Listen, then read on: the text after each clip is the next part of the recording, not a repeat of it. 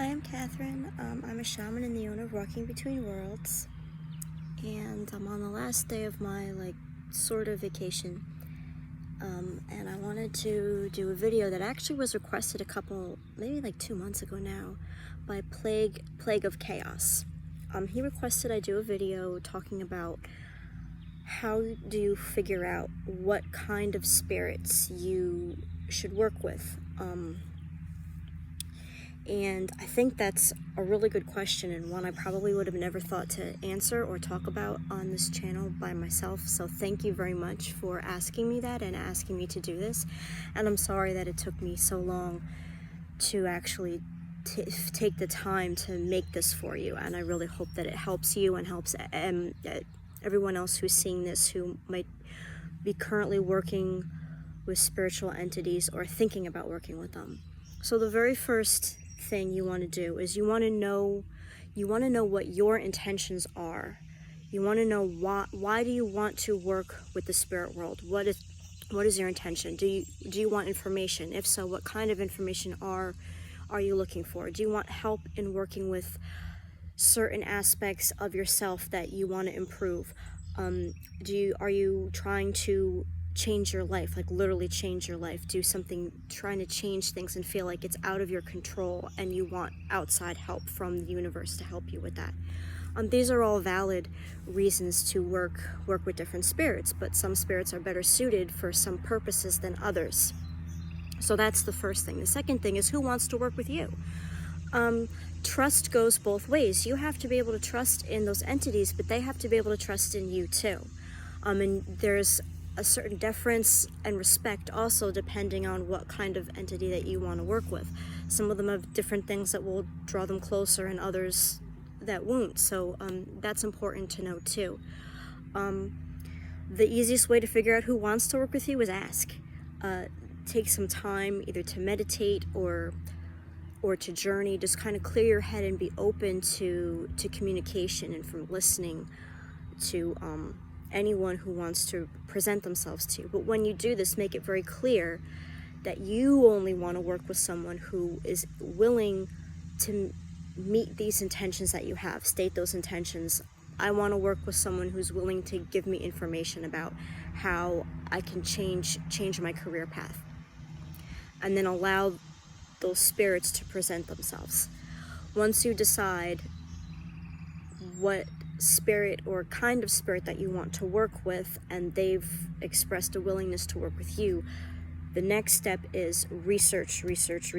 You want to know that kind of spirit. You want to know what they're about, how they operate, what they're really good for, what they're not so good for, how they manifest.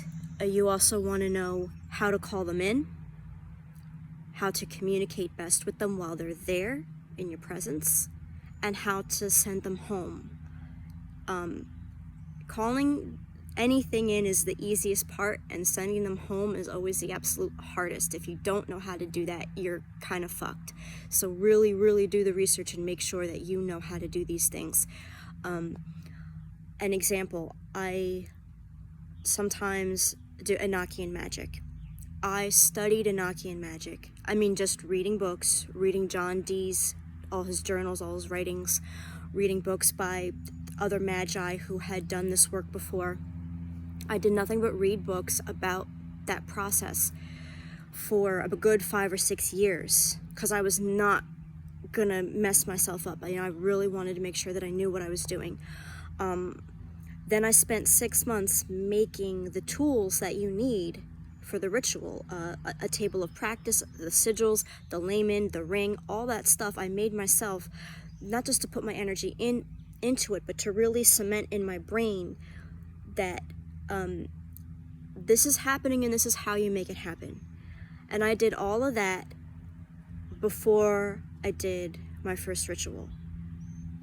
And it was successful and it worked, and I was able to call that angel in, see him, talk to him, hear him talking to me back, and then send him home with no problems. And not because the angel was safe, but because I knew what I was doing. Angels aren't much different than demons. they're the same, they're two sides of the same coin. What keeps you from getting hurt is that you know what you're doing, and that you're respectful, and that you have a clear intention and clear purpose. So that's the most important part. It's not so much being concerned with who or what you're calling in, but how you're calling them in and what your intention is, because you can technically work with anything. Once you have that entity in, once you're talking to them, working with them, the other important things is to express gratitude when they do help you, to really listen. And if you're asking for a specific kind of entity but not a one being, you also really want to make sure that you have a system in place for validations. When you start the work, you want to set protection for yourself and anyone else that's in the room doing this work with you. More people means more energy, which will make the process easier. But you also want to make sure that that other person is as educated and as knowledgeable about what's about to happen as you are. You really don't want to bring anybody in blind. And then you also want to ask for that specific spirit or kind of spirit, and make it very clear, I want to work with this being and no others. You really and no others, only this one. Because when you allow just anyone or anything to come in, that's when you get a neutral spirit who might pretend to be someone they're not, just to get your energy. They just want to feed off of that. So you really want to prevent that from happening. Another example is when mediums work. They're communicating with someone who's passed on, and they make it very clear that they're willing to only communicate with someone who has passed on, but they don't necessarily ask for a specific person who's dead. So they could get anybody.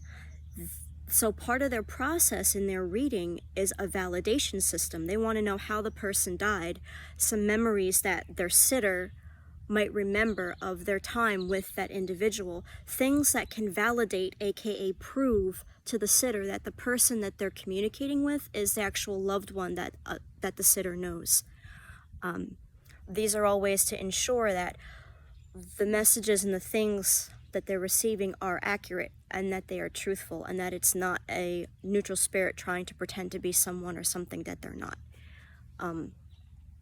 So then the last step, once you've done this, the other important thing to keep in mind is also what not to do.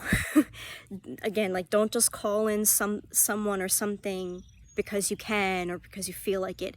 Don't open yourself up to anything. Don't just do a ritual with a hope of, without protection and with just letting any kind of being come in.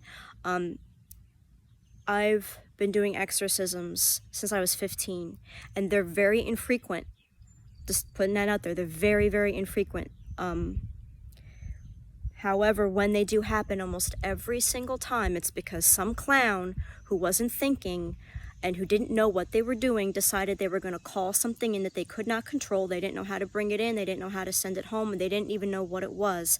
And so it got stuck there and it couldn't leave. And a lot of times with neutral spirits, which 9 times out of 10, that's what they are. They're not demons, but neutral spirits that were fed the energy of the people in the house. So if you're fighting a lot, that entity is going to get mean. It's going to get nasty. And every single time, it's more like I'm coming in there to clean up somebody else's mess. It's not just sending an entity home back to where it belongs and releasing it from the house or from the person. It's also, cleaning up someone else's mess, because they did something that they should have never done to start with. So knowing what you want, who you want to talk to, and why you want to talk to them are more important than anything else. And when you don't have those 3 things locked down and take the steps to ensure that, that's when you get messes, which worst case could be where you need an exorcist. But again, that's worst case. It's usually not that bad. Most spirits eventually find their way home, and most people are not that foolish to call in something really, really bad or that gets really, really bad. So I hope that this helps and that everyone has been doing well. It's been a rough ride for us this year, and it will probably continue to be so. So I encourage you all to continue to be patient with yourselves and kind with yourselves and with those around you, especially the ones that you live with. Thank you, and I'll see you again soon.